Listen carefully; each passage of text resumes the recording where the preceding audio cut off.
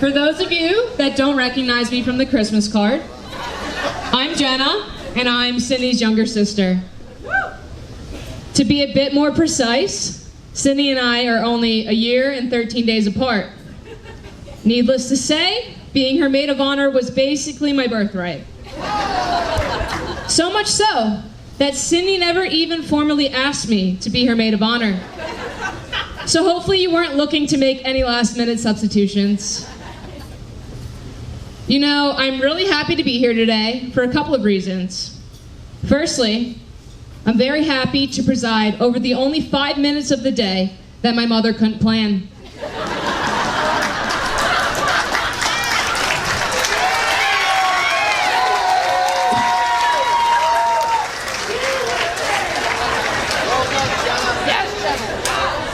Secondly, this is one of the few times in my life where I get to stand here as Jenna and truly speak for myself. Because, you see, when you have Cindy as a big sister, you don't get to do that too much. You know, my sister and I are very different people and always have been growing up. She was the tall one, I was the short one. She was the loud one, I didn't say too much.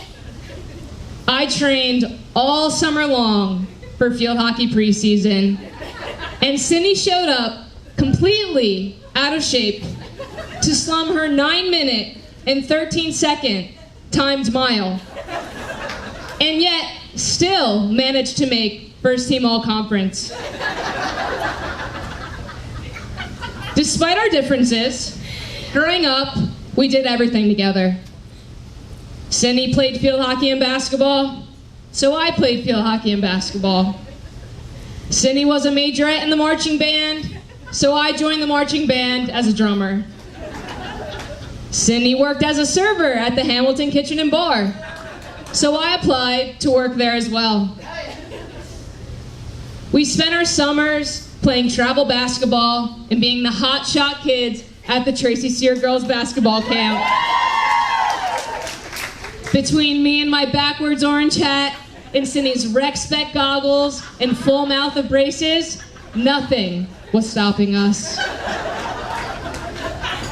In high school, we even managed to take a few classes together, and we even convinced our honors geometry teacher that we were twins the entire school year. Being the extremely shy kid I was, it was always comforting knowing that I had my sister by my side through all these things. Equally so, I'm sure Cindy took immense comfort in the fact that she always had my honors geometry homework to fall back on.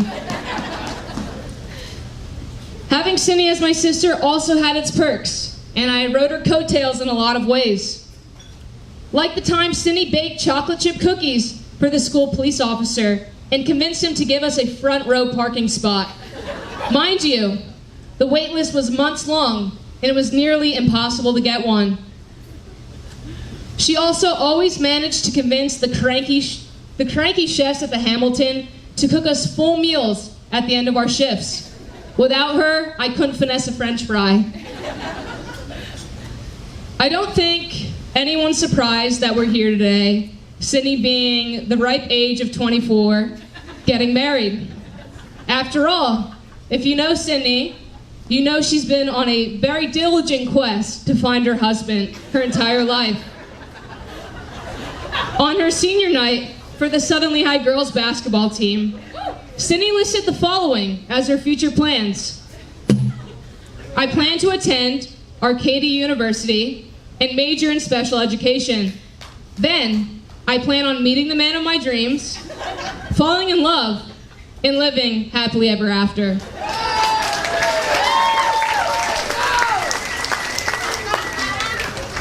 Cindy was on a mission and wasted no time executing her future plans.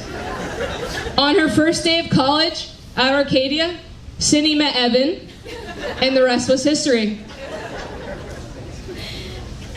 Evan is a ridiculously kind and patient individual, which is why he makes such a great addition to our family. We've never had one of those.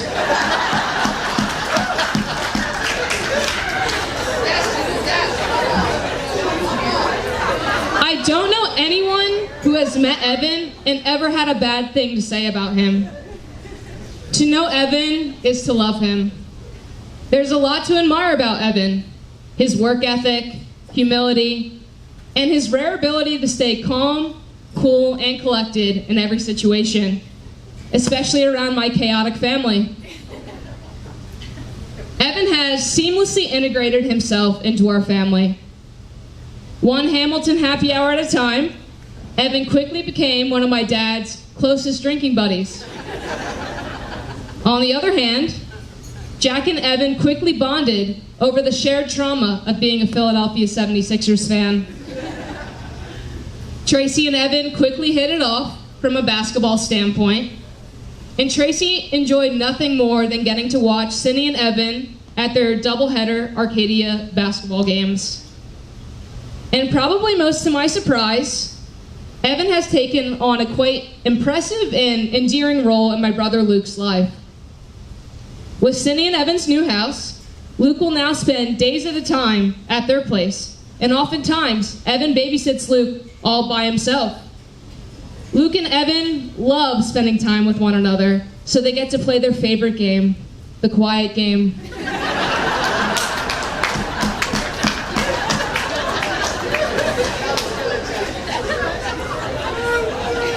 2022 has been quite a year for Cindy and Evan. And while the entire gym may have laughed at Cindy's future plans, I'm here to say she has executed those plans flawlessly. In fact, I would say without a doubt, she surpassed them. I'm so proud of what Cindy has achieved and how well she balances her life, somehow making time for everything. Her ability to juggle teaching, coaching, and grad school on top of her demanding reality TV and Hallmark movie schedule always impresses me. But what makes this most impressive is how she still makes time to give 100% of herself to the most important people in her life. You see, that's the thing about my sister. She's loyal beyond compare and always shows up for people that she cares about.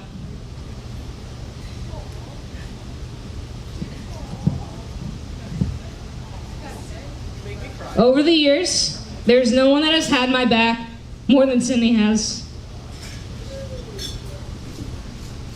While we continue to be very different and lead two very distinct lives, the love we have for each other is unconditional.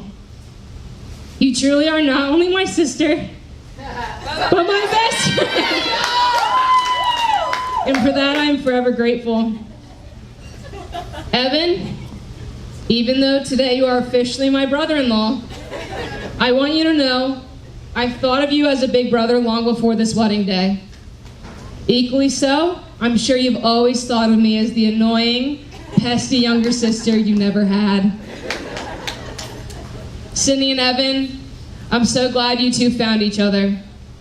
The love you have for one another is truly special and is certain to last a lifetime.